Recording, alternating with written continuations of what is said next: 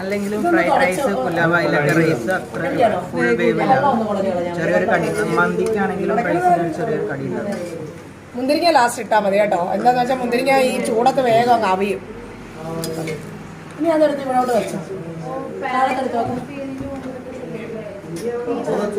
Of ചെയ്യുന്നതിന് മുമ്പേ ചെയ്ത് കഴിഞ്ഞതിന് ശേഷം മാത്രമേ ഫ്രൂട്ട്സ് ഇടണം. അല്ലെങ്കിൽ എന്താ ഇതെല്ലാം ചൂടാറിപ്പോണ്ട്. ഇപ്പം കണ്ടോ, ഇപ്പൊ ഞാൻ എങ്ങനെ ഇട്ടത് ഗ്യാസ് ഓഫ് ചെയ്ത് വിട്ടു. ഇനിയിപ്പോ പാത്രത്തിലേക്ക് മാറ്റും. കാണാനൊക്കെ നല്ല ഭംഗിയാ. നമ്മുടെ വീട്ടിൽ ചെയ്യുമ്പോൾ ഒന്നല്ല 2 ഒക്കെ ഇടാം. അനാറൊക്കെ 2 ഇടാം. ആപ്പിൾ 2 ഞാൻ ഗ്രീൻ ആപ്പിൾ നോക്കിയത്, പക്ഷെ അവിടെ ഗ്രീൻ ആപ്പിൾ ഇല്ലായിരുന്നു. ഒരു ഗ്രീനും അതെല്ലാം കൂടെ ആവുമ്പോഴത്തേക്ക് ഓക്കെ. ഇത് പിന്നെ അമൃതാഥ ഇതിലേക്ക് കുറച്ച് വെച്ചിട്ട് റൈസിന്റെ പാത്രമാണ്.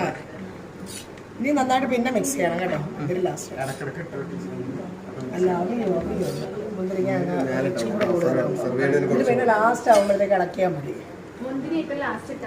നല്ല ആ മാസ്ക് ഒന്ന് ഊരിക്കാൻ മോളെ. ഇനി ഒരു ചപ്പം വേണ്ട. ഉള്ള ചപ്പൊക്കെ ഉണ്ടെങ്കിൽ സമാധാനം. മല്ലിയില വേണമെങ്കിൽ അങ്ങനെ ഒന്ന് ഇട്ട് കൊടുക്കാം. മല്ലിയില ഈ ഇതിനകത്ത് ഇട്ടില്ലെങ്കിലും കുഴപ്പമില്ല. വേണമെന്നുണ്ടെങ്കിൽ ലാസ്റ്റ് മല്ലിയില ഇട്ട് കൊടുക്കാം. വേണമെന്നില്ല.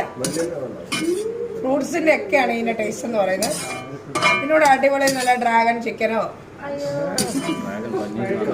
തന്തൂരി ചിക്കനോ ഒക്കെ കൂട്ടി എല്ലാരും തടുപ്പ് വരും. അതെ, ഡ്രാഗൺ മതി. വീട്ടിൽ നിന്ന് ഇതെല്ലാം ആയിട്ട് ഫോട്ടോ ചെയ്തിട്ടേക്കണം. ഡ്രാഗൺ അല്ലെങ്കിൽ നമ്മുടെ നല്ല വറുത്തരച്ച ചിക്കൻ കറി നല്ലതാ. വറുത്തരച്ച ചിക്കൻ കറി വറുത്തരച്ച ചിക്കൻ വെച്ചിട്ട് നമ്മൾ ഫ്രൈ ചെയ്യും. ആ തേങ്ങ വെച്ചിട്ട് ഇങ്ങനെ പരട്ടി എടുക്കാം. ഭയങ്കര ടേസ്റ്റിയാണ്. കുറച്ചായിട്ട് മുന്തിരി കറുത്ത മുന്തിരിങ്ങ കൂടെ ഉണ്ടെങ്കിൽ നല്ലതാ കേട്ടോ. അവിടെ നല്ല പുളിപ്പുള്ള കറുത്ത മുന്തിരിങ്ങ നോക്കിയായിരുന്നു. കളറുള്ള പാടില്ല. ഉണ്ടല്ലോ നല്ല കുറച്ച് വില കൂടിയ ടൈപ്പില്ലേ. അതെ അതെ തന്നെ. ജ്യൂസ് മുന്തിരി എന്നൊക്കെ പറയുമല്ലേ.